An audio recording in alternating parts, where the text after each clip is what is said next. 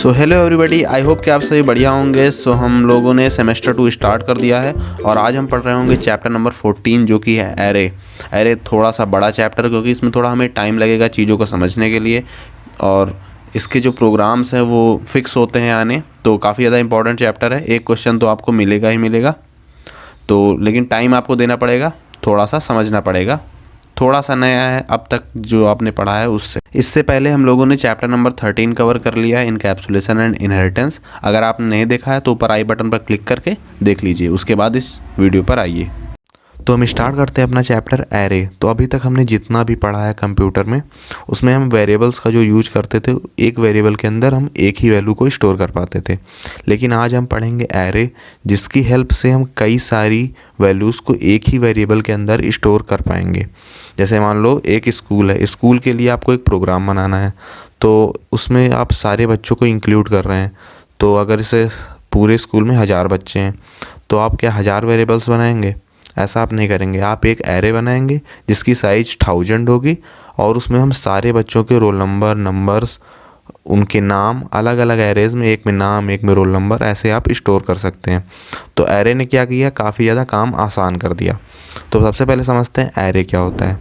So array is an ordered collection और numbered list of values, और इसके अंदर हम प्रिमिटिव और non primitive data type store कर सकते हैं। जैसे आपने एक एरे बनाई इंट टाइप की, उसमें सारी वैल्यूज़ इंट टाइप की रख दी, तो जैसे एक टाइप की बनाई तो वही वैल्यूज़ को हम स्टोर कर सकते हैं। अगर आपने कैर टाइप की बनाई तो सारी कैर वैल्यूज़ को स्टोर कर सकते हैं एक एरे के अंदर। तो एरे आप समझ सकते हैं एक ट्रेन की तरह है, जिसमें हर एक डिब्बे में एक वैल्यू हम डाल सकते हैं।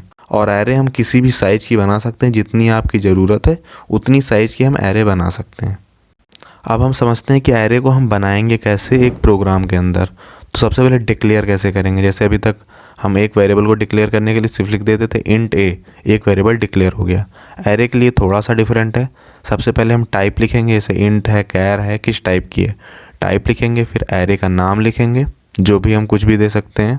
फिर उसके बाद हम स्क्वायर ब्रैकेट लगाएंगे, फिर इक्वल टू लगाएंगे, फिर न्यू कीवर्ड का यूज करेंगे, फिर से उसका टाइप लिखेंगे, फिर वही स्क्वायर ब्रैकेट दोबारा से लगाएंगे, लेकिन इसके अंदर हम साइज लिखेंगे कि हम कितनी साइज़ की बनाना चाहते हैं। तो जैसे मान लो हमको एक 100 साइज़ की एक एरे बनानी है जिसका नाम ए है और वो इंट टाइप की है, तो हम कैसे लिखेंगे, int a square bracket equal to new int और स्क्वायर ब्रैकेट के अंदर 100। 100 का मतलब हुआ कि इसमें 100 ब्लॉक्स होंगे, यानी एक ट्रेन होगी जिसमें 100 डिब्बे होंगे। तो सिर्फ इस लाइन को लिखने से एक एरे बन जाएगी जिसमें 100 ब्लॉक्स होंगे, और ये एक सिंगल डायमेंशनल एरे है। जो अभी हमने डिक्लेयर किया, इससे एक सिंगल डायमेंशनल एरे बन जाएगी। और हम इस क्लास 10th में मोस्टली सिंगल डायमेंशनल एरे का ही यूज करते हैं। डबल डायमेंशन के बारे में पढ़ेंगे पर उतना ज़्यादा यूज नहीं है उसका। तो ये तो हो गया डिक्लेयर करना। अब हम बनाएंगे कि इसमें हम वैल्यूज़ कैसे डालेंगे, कि ये तो हो गया, डिक्लेयर हो गया कि एक एरे बन चुकी है। अब एरे के अंदर वैल्यूज़ आएंगी कैसे, ये समझेंगे। तो पहला तरीका है डायरेक्ट असाइनमेंट। तो सबसे पहला समझते हैं कैसे डायरेक्ट असाइन करके। जैसे आपको एक एरे मिली जिसकी साइज है 3, तो ये तो छोटी एरे हो गई, इसमें हम एक एक करके वैल्यूज़ डाल सकते हैं।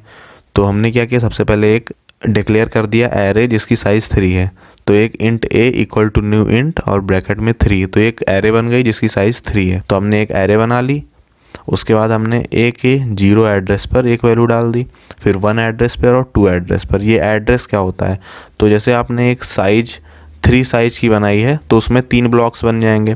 पहले ब्लॉक का नाम 0 होगा, दूसरे ब्लॉक का नाम 1 होगा, तीसरे ब्लॉक का नंबर 2 होगा। तो हम एरे को 0 से स्टार्ट करते हैं। जो कंप्यूटर में या फिर जावा प्रोग्राम में एरे 0 से ही स्टार्ट होती है।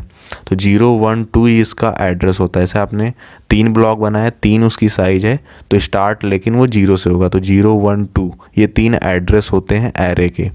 तो हम ए के 0 एड्रेस पर एक वैल्यू डाल देंगे, ए के 1 एड्रेस पर और ए के 2 एड्रेस पर। इतना लिखने से एक एरे क्रिएट हो जाएगी जिसमें 0 एड्रेस पर वैल्यू है 10, 1 एड्रेस पर वैल्यू है 20 और 2 एड्रेस पर वैल्यू है 30। तो इससे एक 3 साइज की एरे बन गई जिसमें 3 वैल्यूज़ स्टोर हैं। अब अगर आपको मान लो बहुत ज़्यादा वैल्यूज़ हैं तो ये तरीका सही नहीं है। इसके लिए हम अगर बहुत ज़्यादा वैल्यूज़ है तो हम दूसरा तरीका यूज करते हैं, यूजिंग एरे इनिशियलाइजर। तो इसमें क्या करते हैं, इसमें हम जिस लाइन में हम क्रिएट कर रहे होते हैं एरे या फिर डिक्लेयर कर रहे होते हैं उसी में हम वैल्यूज़ भी डाल देते हैं। तो हम क्या लिखेंगे, इंट ए स्क्वायर ब्रैकेट और इक्वल टू का यूज करके करली ब्रैकेट लगा के लाइन से वैल्यूज़ देना शुरू कर देते हैं। तो ऐसे मान लो आपके पास 5 वैल्यूज़ हैं 10, 20, 30, 40, 50। तो आप उसी करली ब्रैकेट के अंदर कॉमा का यूज करके 10, 20, 30, 40, 50 लिख दीजिए। इससे क्या होगा, एक एरे बन जाएगी जिसमें ये पांचों वैल्यूज़ रहेंगी और सबसे पहली वाली का एड्रेस 0 होगा, दूसरे का 1 होगा, इसी तरह लास्ट वाले का 4 होगा। तो साइज से एक कम एड्रेस होता है लास्ट का और 0 से स्टार्ट होता है। आई होप कि यहाँ तक आपको ये एड्रेस का और वैल्यूज़ डालने का ये तरीका आ गया होगा। अब ये तो 2 तरीके हो गए जब आपको वैल्यूज़ पता है एरे में कौन सी डालनी है। लेकिन आपको मान लो पता नहीं, आपको यूजर से वैल्यूज़ डलवानी है, तो आप क्या करेंगे, तो आपके पास 2 तरीके हैं, यूजिंग आर्गुमेंट और यूजिंग स्कैनर क्लास।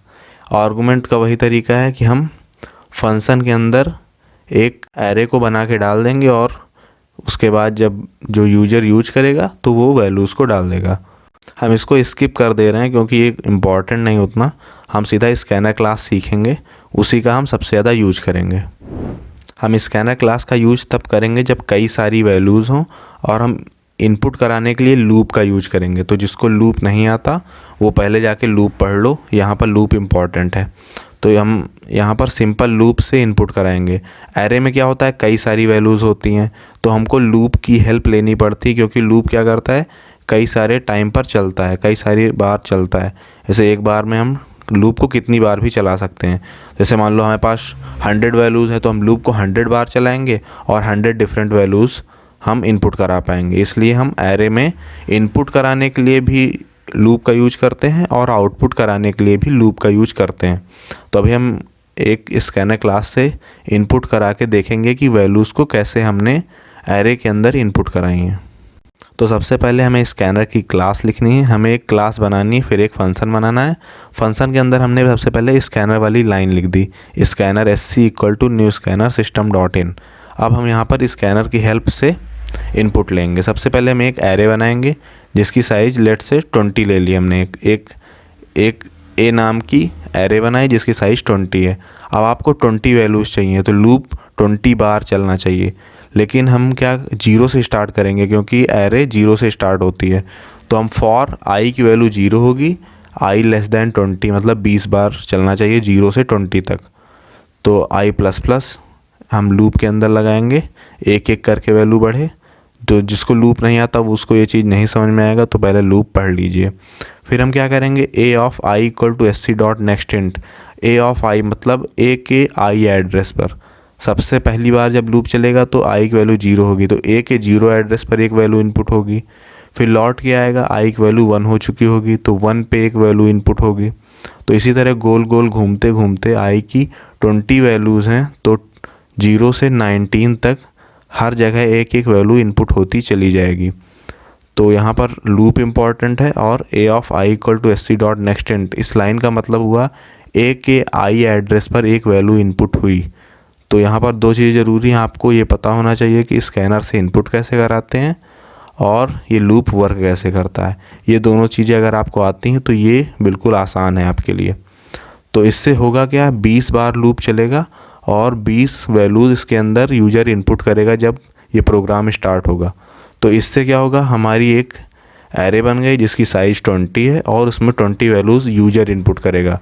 अभी तक हमने एक एक करके वैल्यूज़ डाली सबसे पहली बार, उसके बाद हमने एरे इनिशियलाइजर का यूज किया वैल्यूज़ को इनपुट कराने के लिए, और जब हमें वैल्यूज़ नहीं पता तो हमने स्कैनर की हेल्प से वैल्यूज़ को लिया, जो कि हम अभी पढ़ रहे हैं स्कैनर की हेल्प से। ये जितनी तरीके हमने पढ़े इसमें सबसे ज़्यादा इम्पॉर्टेंट स्कैनर ही है। तो बस इसको ही ये भी अगर आपको समझ में आ गया तो बहुत है। तो ये तो अभी तक था इनपुट करने का, ये इतना तरीका था स्कैनर से इनपुट कराने का। अब ये आउटपुट भी तो होगा, तो हमें प्रिंट कैसे कराना, हम प्रिंट कराने के लिए भी लूप का यूज करेंगे, क्योंकि एरे में एक वैल्यू नहीं कई सारी वैल्यूज़ हैं। तो हम क्या करेंगे, लूप के अंदर प्रिंट वाली लाइन लगाएंगे और उसमें हम इसी एरे को प्रिंट करा देंगे। सिर्फ हमें लिखना है ए ब्रैकेट में आई, और आई क्या होगा, आई लूप की वैल्यू होगी जो कि चेंज होती रहती है। तो अगर एक लूप 0 से 20 तक चला, मान लो यही जो अभी हमने इनपुट कराया इसी को आउटपुट कराते हैं। तो सबसे पहले तो इनपुट वाली सारी लाइंस होंगी, इनपुट हो गया। फिर हम आउटपुट के लिए क्या करेंगे, दूसरा लूप बनाएंगे जो कि 0 से 20 सेम साइज पे चलेगा क्योंकि हमें 0 से स्टार्ट कराना है। और प्रिंट के अंदर हम ए ऑफ आई डाल देंगे। इससे क्या होगा, हमारी वैल्यूज़ प्रिंट होना शुरू हो जाएंगी। 0 से 20 तक लूप चलेगा, A0 प्रिंट होगा, A1 प्रिंट होगा, A2 प्रिंट होगा। तो इससे एक एरे बन जाएगी ऊपर से नीचे तक, जिसमें जो 20 ब्लॉक्स हैं सारे प्रिंट हो जाएंगे with the help of system.out.println। I hope कि आपको ये इनपुट कराना और प्रिंट कराना आ गया होगा। अब हम एक प्रोग्राम करेंगे जिससे सब कुछ क्लियर हो जाएगा। हम स्कैनर की हेल्प से इनपुट लेंगे, उसके बाद प्रिंट करते समय हम एरे में 10 प्लस कर देंगे। मतलब कि मान लो एक एरे है जिसमें वैल्यूज़ हैं 1 2 3, तो हमें प्रिंट क्या कराना है, 1 की जगह 11 प्रिंट हो, 2 की जगह 12 प्रिंट हो, मतलब सारी वैल्यूज़ की वैल्यू 10 से बढ़ जाए, +10 हो जाए सारी वैल्यूज़ में। तो एक क्वेश्चन देखते हैं एरे का कि आप इनपुट कराइए यूजर से, उसके बाद आउटपुट करते समय सारी वैल्यूज़ को 10 से बढ़ा दीजिए। तो हम ये वाला क्वेश्चन सॉल्व करेंगे। तो ये रहा आंसर इस क्वेश्चन का। तो सबसे पहले हमने क्या, एक क्लास बना ली, फिर एक फंक्शन बना लिया, उसके बाद स्कैनर वाली लाइन लिख दी, फिर एक हमने एरे बनाई जिसकी साइज़ 10 है। उसके बाद हम एक मैसेज दे देंगे कि इंटर 10 वैल्यूज़। फिर हम अपना लूप शुरू करेंगे जो 0 से 10 पे चलेगा, और a of i equal to sc.nextInt ये वाली लाइन लिख देंगे जो कि इनपुट करने के लिए लाइन होती है। तो 0 से 10 लूप चलेगा और 10 वैल्यूज़ यूजर इनपुट कर देगा। आपको इस बात पर ज़्यादा ध्यान देने की ज़रूरत नहीं है कि कैसे इनपुट होगा, ये काम यूजर करेगा, आपको सिर्फ प्रोग्राम बनाना है। तो एक लूप बनाइए और लूप के अंदर a of i equal to sc.nextInt, a यहाँ पर एरे का नाम हमने दिया है, आप कोई भी नाम दे सकते हैं, बस उसके आगे ब्रैकेट में i इक्वल टू sc.nextInt ये इनपुट करने की लाइन है, इससे इनपुट होगा। तो ये इतना हो गया इनपुट का काम। फिर हमने क्या करना है, हमें आउटपुट करना है, लेकिन आउटपुट करते समय सारी एरे की वैल्यूज़ में 10 प्लस करना है। जैसे 1 2 3 उसने दिया तो आपको 11 12 13 ऐसे आउटपुट करना है। तो आप फिर से वही लूप लिखेंगे, साइज जितनी है 0 से 10, तो लूप कितने से चलेगा, 0 से 10, i equal to 0, i less than 10, और हर बार i की वैल्यू प्लस प्लस होती रहे। तो जिसको लूप नहीं आता वो लूप देखे सबसे पहले। फिर क्या करना है, हमें प्रिंट कराना है, प्रिंट वाली लाइन लिखनी है system.out.println a ऑफ i। अगर आपको सिर्फ सेम एरे प्रिंट करानी है तो सिर्फ आप a ऑफ i लिख के छोड़ दीजिए, लेकिन क्या करना है, हमें 10 बढ़ाना है, सारी वैल्यूज़ में 10 प्लस करना है। तो हम a ऑफ i प्लस 10 भी लिखेंगे। तो इससे होगा क्या, a ऑफ i में मान लो उसने दिया है 1, तो a ऑफ i में 1 प्लस 10 11, प्रिंट क्या हुआ, 11 प्रिंट हुआ। तो इस तरीके से हमने 10 वैल्यू बढ़ा दी हर बार। तो ये क्या हुआ, +10 वाला लॉजिक है यहाँ पर हमने अप्लाई किया है। तो इससे होगा क्या, एक एरे प्रिंट हो जाएगी जिसमें 10 वैल्यूज़ इंक्रीज हुई होंगी। आई होप कि आपको ये क्वेश्चन समझ में आया होगा। तो अगर आपको ये इनपुट आउटपुट ये सारे तरीके समझ में आ गए होंगे तो अच्छी बात है। अगर नहीं आया तो हमें कमेंट में बताइए कि क्या आपको समझ में नहीं आया, क्योंकि थोड़ा सा अलग है इसका लॉजिक एरे का। बाकी कोशिश मैंने पूरी करी है समझाने की। अगर आपको समझ में नहीं आया तो कमेंट में बताइए, और जिसको समझ में आ गया बहुत अच्छी बात, और पढ़ाई करते रहें। अगर वीडियो अच्छी लगी हो तो लाइक कर दें। Bye bye.